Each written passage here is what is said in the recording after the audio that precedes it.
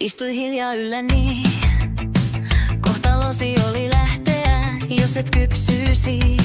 Minä kiehuin sisältä, sinä lämpenit hitaasti ulkopuolelta.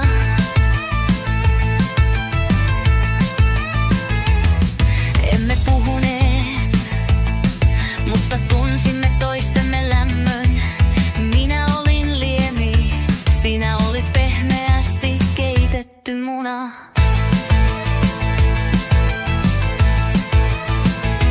Muna, jonka kohtasin kannen päällä.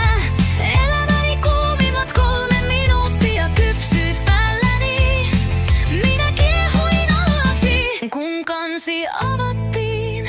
Laskeuduit varovasti. Minä kiehuin yhä, viivyyt hetken luonani. Emme sanoneet paljoa, mutta joimme saman lämmön.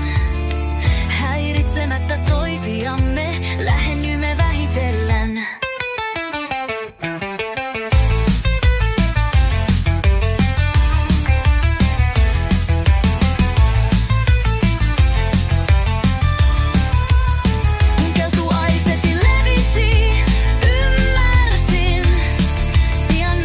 Tarjoillaan pöytään.